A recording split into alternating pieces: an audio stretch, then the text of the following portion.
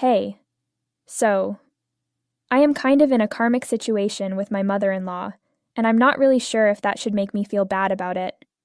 My 52-year-old mother-in-law is a bit nosy, but that never got to me, because she was always lovely towards me.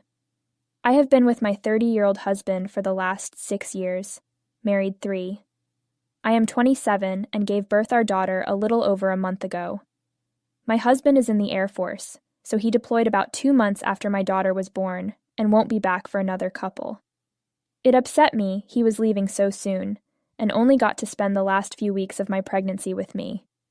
But when duty calls, who am I to stop it from taking you? He left Nina with me, so of course I felt safe.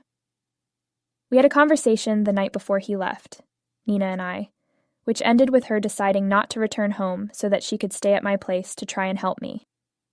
I was glad about it because I thought that this is the kind of help I could really use. Since Notre Dame area, an additional interesting question to ask yourself right now, whereas most changes are just background process. How can random people interact? We got pregnant shortly after we moved here, and I didn't have time to really make friends who could be my support circle. Then my husband left and, well, things took a different turn. Sad to say, but poor Nina was quite the moocher. The first few days I was way too busy to even notice. Also, I began to realize that I was the one who did everything in our house, including managing that kid. Nina talked over the phone in only the guest room and would come out of her room during food, compliment my cooking skills, before going back inside. My husband and I assumed that when we chatted, she would be willing to keep an eye on him as he was off, leaving me having to do almost double the things, because suddenly there were going tasks, whereas none had been. I called her out once she had been living with me for 2 weeks. I was a little rude and said, "You mean you needed me to task you?" She could tell there were things I needed help with, but she never would have known what to do if didn't ever come out of our room. Well, I gave it the benefit of the doubt and told her what needs doing around house, etc. Even so, she wasn't really any better. When I would ask her to do it, she would put it off until much later, many times after days had already passed, or even longer, that I personally ended up doing the task at hand because of how unproductive and compliant. Additionally, sometimes she'd just forget completely. After a while, I was becoming very frustrated with her, and towards the end of that month. So one day I told her, "This isn't working out for me anymore. Have to go." If I was by myself, at least only all of the work would be left to me. After all, there is no point in needing less when you are just one person anyway. Everything I had to do now, from the chores at home all by myself and living on my own as well.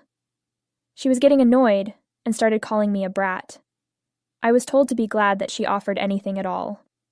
Then, she finally admitted that her assumption had been, I would work with the baby and do all household things. I have no idea why she thought that was going to happen, because I am the mother. Me, this person who spent 9 months growing the baby and then also went through labor. Therefore, now I was the only one who would have her for longer hours. If she really was coming over to help me, then take that shit off my hands so I can bust the move with Bubs and get some pet hair free solace in 10-20 mins more of worshipping at the Church of Cleanliness a day. When I told her to get out, she informed me that even though she had thought we'd be together for a long time, hence why it was okay with end the lease on an apartment, if she couldn't stay in my home, then where would she go? That really told her that she was, in fact, a freeloader. She just didn't want to pay rent, and that's why she had moved in with me pretending that was going to be helping me. When I found out, I was livid and said that her situation meant nothing to me. She just needed to leave my house. So, she finally left a couple days back. Semi-embarrassed and crying, I called my parents after she left that day to have them come over. My parents and my sister live in another state, so while they were there for the birth, and delayed their return flight until 3 days afterwards, by early trainee G yesterday, all I had left was hubs. They wanted to stay so they could help me take care of the baby, and I said no, because didn't want my parents leaving their store for that long. And by the time she promised me that, Nina had already decided on my behalf to keep this house and come live with me here to look after it all. However, I badly needed someone to stick around just for me after sending her away, so rang my mum and dad. They caught the next fight they could here and have been staying with me ever since. No stress at the store either. My uncles are taking care of things on their own for a bit. Well, it is almost 4 days she did not live in my house already. I also spoke to my husband about it and said Nina was a total waste of space living here. After it happened, I did not share this with him because his mother was still here helping me out at home, except taking care of the kids meant more time in front of a screen. Agreeing with me, he simply said, "You made the right choice." So last night I got a ton of text messages from Nina about how it was all my fault, and now she had ruined her life. Baffled, I called my husband. He explained that he had called the other family members and convinced them to cut her off completely. And now she was in trouble, because up until this point she had been staying with his uncle as well, and even he kicked her out back then, hence all the hateasement of days. It turns out she had been attempting to sabotage our relationship all the while, telling my husband what I got up to behind his back when I was home alone with her. You see, just that. She said some terrible things about me to my husband, like that I was fucking the next-door neighbor or something. So a paternity test would be in order, and he should hotfoot it back there post-haste, because she wasn't certain the baby was his. When she walked through the door, I asked her why, and was met with a less than resounding response of, "Because you lied about everything." She said that I had driven her away, because she scares me, and that he would leave me.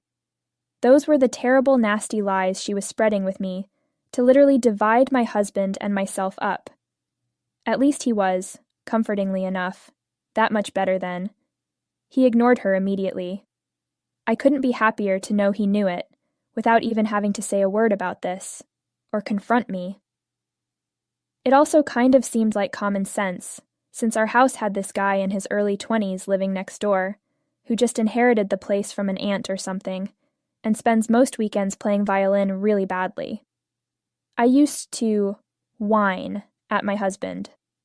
More on how this has likely never in history worked for anyone, ever, when we first moved out because he was just so bad. She would have singled me up with another man. Otherwise, so she will not actually understood me. So after these lies from Nina on phone, he thought to himself, "Hey, why should every relative be missed?" He explained everything to them and said that he did not want anyone dealing with Nina after he cleared out from there. He told them that if they did, then we would never talk to you again. So, he more or less forced his family to pick a side, and it turns out no one is talking to Nina at the moment, because even her brother has kicked her out of the house. I feel like that was a punishment more than warranted, as I had this conversation with my husband last night, and blocked her so that she could not text me telling to have some sympathy for what just something unfortunate, because none of it is actually anything but bullshit. That was also in her texts, with the words that I ruined it. I woke up to her knocking at my door, screaming that I was the reason she lost her home, and demanding I let me in, telling that you are going to live with us now. She just needed a place to crash for a few days before she could begin scouring local listings. I was wondering why she would have to get a house near us. Then she said that regardless of how things worked out between us, on the weekends was coming and going to get time with her granddaughter whenever wanted. I kinda liked that she tried to up the ante. I straight up told her that she would not even meet your son when he came back. I stated that she had to go back right now, or I would make a phone call, and as soon as the officers arrived, she suddenly was like little kids started yelling me, "Scooter stomping her noise." What? She was very upset, said it wasn't fair at all, and that she was far too old to be hanging out with us when my husband. I should have been caring for her every need instead of trying to make a baby play. Friend. Who knows why she thought that in the first place? We were pretty vocal about this when we discussed it. We were going to divide the labor between us. She'd do all of the more involved, time-consuming stuff, while I was just in charge of watching him. Everything had been straight up until now, and she was the one who went ahead and threw all of our agreements out the window to assume her own thing. Then we didn't even hear from her again. She just broke the lease. I mean, really, how is any of this our fault overall fucking fiffy? And for the record, that's Buckets Young. If she was really that old and tired, then what the fuck did she offer to help me for? For some reason, our argument escalated and got uglier as it went along, because she was so irritating. And she began battering her way in, luggage and all, to my front door, where I'd shut it as best I could. Yes, slamming too, after a huge struggle on my part, because the woman wanted to come live with me. So I guess she felt entitled to this.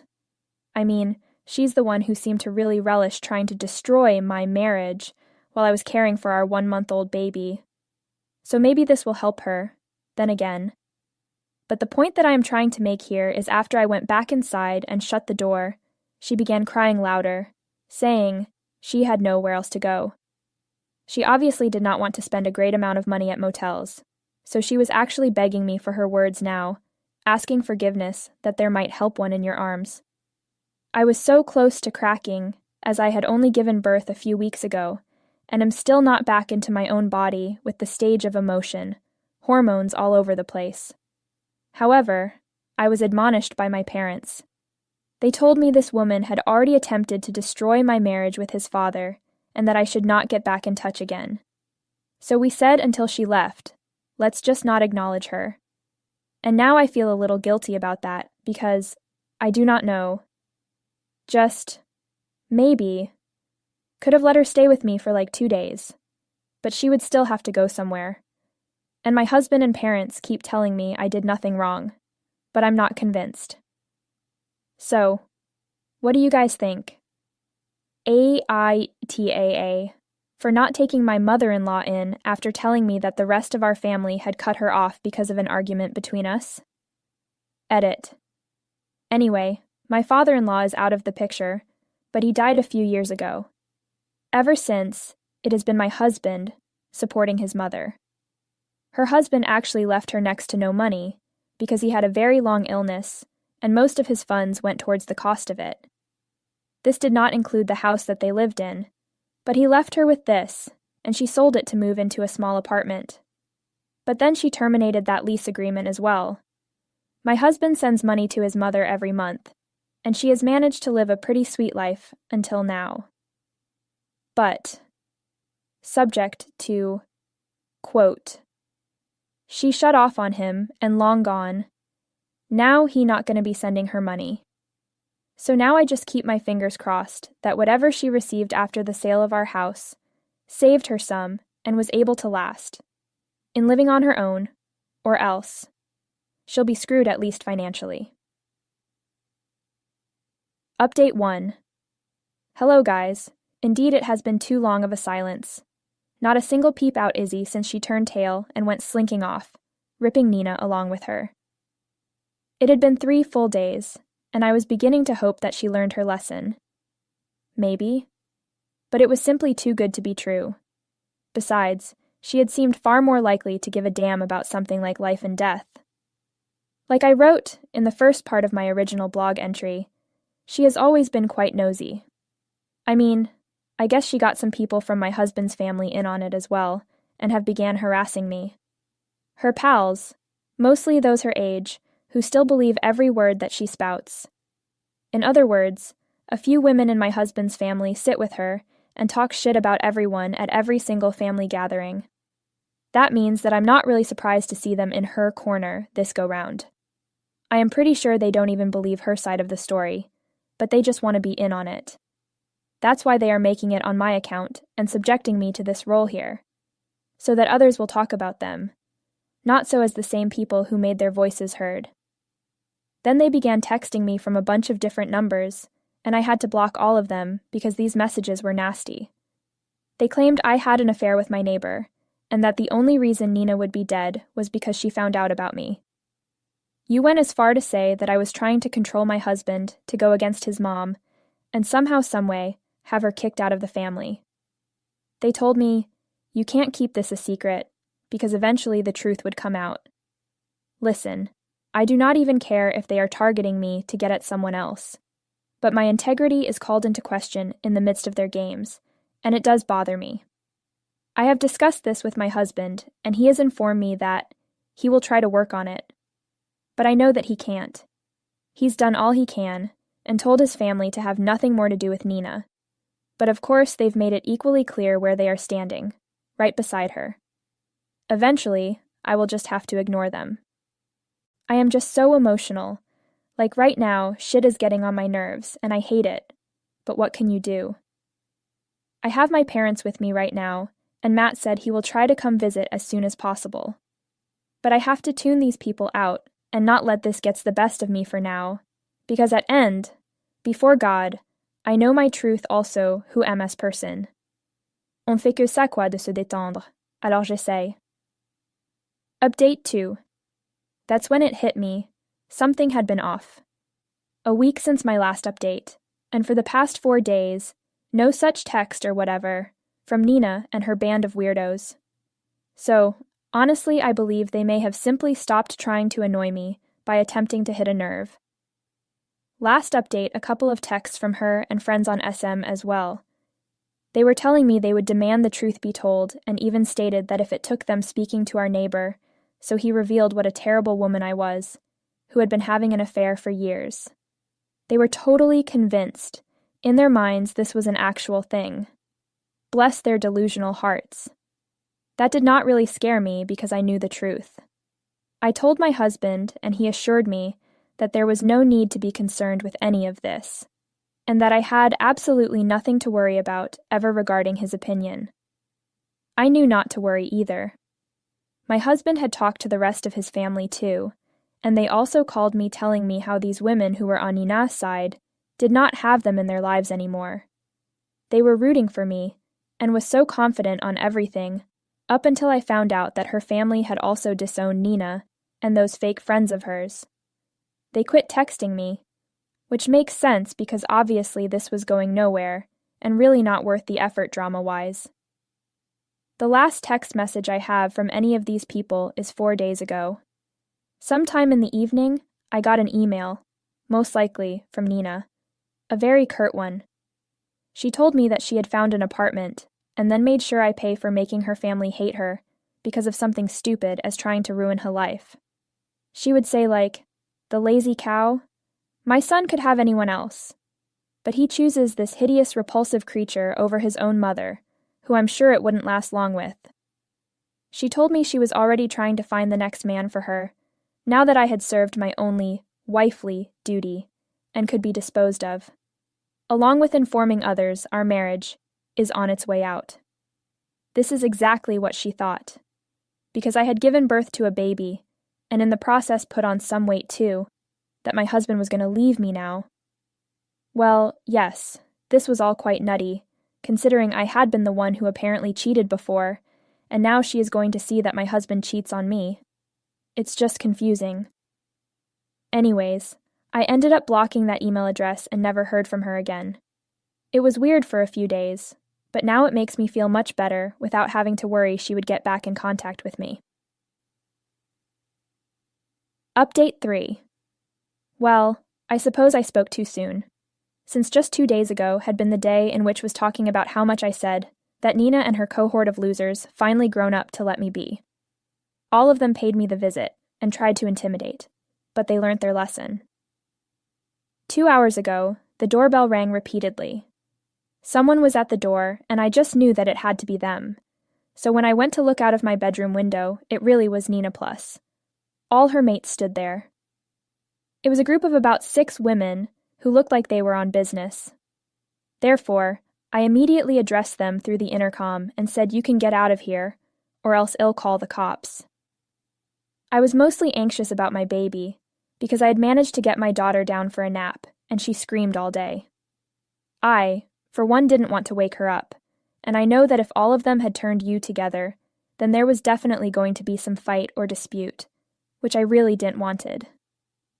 I shooed them away and was turning to walk back inside so that I could retrieve my phone from its charger next to the bed, when one of these women decided it would be a great idea to grab hold of a stone on our front lawn and throw her makeshift missile through said window. My window burst open, and glass was spread across my living room. Phil and Ray. I was so shocked, and, just like clockwork, the other ladies joined in throwing rocks through the glass. It was the moment when I had to go and hide behind Tay couch, because it looked like a matter of life or death, which really is not one that I want to find myself in. All our rocks are medium-sized decorative ones from the yard, so there were quite a few that they could throw. When they were throwing rocks at the windows, I couldn't even go to my room for my phone. That's how dangerous it was, because of any sudden movements could lead to harm. So much so that when my parents arrived to see what it all was, I shooed them out the door and told them they needed to go over to nursery, because all I cared about is if my daughter was okay. This went on for nearly 2 whole minutes, and by the end of it, my living room was covered in glass, shards, and pebbles. I did not even have the nerve to walk across a floor and go to my room because I was in socks, and there is no way that I am going anywhere without walking. I hunkered behind the couch and was sobbing. I mean, that how scared. And then the worst part of all began. I assumed they would be gone once my front room windows were finished being completely smashed in, leaving no way for me to escape and phone the police. Only, soon, it came banging on the door. They may have tried to kick the door, but luckily they were not hefty enough. And when they attempted to do so, finally the cops arrived, probably because my parents called. My mother and father had to basically clean it all up because I was crouched in fright behind the couch when the cops found me later, more than a little traumatized. The police had to take me, and I was still crying the entire way in. Realistically, I just fell asleep crying. I awoke the next day to find Nina and her gang dispersed, my parents having for some reason cleaned up all of the shattered glass and rocks too. We still don't live in the house, because windows are changed, and until another cold air comes directly from outside. For visit, you can stay there as long as it gets, till freeze time. When I woke up, they told me that I was sleeping, which never remembered, and they had made me sleep earlier. Only my mother sat beside me as it was all happening, while she and my dad dealt with the cops, pressing charges against Nina. Fucking finally. They also informed me that my daughter was awakened by the noise and rocks being thrown at windows, banging about, etc. And I spent every waking minute with her those few hours afterward. She didn't even leave my sight for a second. My dad told me that he would get it all fixed up, and that the living room would be open in a day or 2. I did not need to worry about any of this. He had talked to my husband as well, and was on his way back this weekend, so that he could be there for me. I am lucky, and I thank God, my family was here with me through all of this, because having to go through all that by myself would have honestly been way too much. I just really can't. Human Now today has been one of my biggest fears, but I just got off the phone with my husband. The old guy on the phone was worried sick about me, and he said how he spoke to a lawyer and that we will sort it all out as soon as possible, and inshallah they would file us a restraining order against Nina's entourage. Well, hopefully we should not see them again, as they are unlikely to get invited at any family celebration in future till the next couple of months, when we will find out if they end up behind bars for a while. Man, I pray this is the case, because never do I want to encounter these people again. I don't know what they thought or wanted to accomplish with whatever stunt they managed today, but based on the impression formed, I think that lot are really a tad psycho in all probability, and at this rate close enough for me not to see you folks ever. Update 4. Hello, I'm back here again. I know it has been weeks, and for that, I apologize. This update is long overdue. I was busy all over taking care of the baby, and I also had to start working again. I work from home, yet still incredibly busy. A lot has changed since my last update. First, my husband resigned from this new job, and he informed us that he was going to live with us, because he did not want his baby girl to grow up without him there. That makes him want to build something of his own, so it's time to put in the work. For now, he's just enjoying being a stay-at-home dad, and I can't be more excited for him. I work enough that it will support both of us, and my parents said they do what they can to give me help, till we get up on our feet again. They will also invest in whatever he chooses to bootstrap. Plus, we have a ton of savings, so financially speaking, we are all set. A few weeks ago, my parents finally returned home, but we still share and FaceTime almost every day.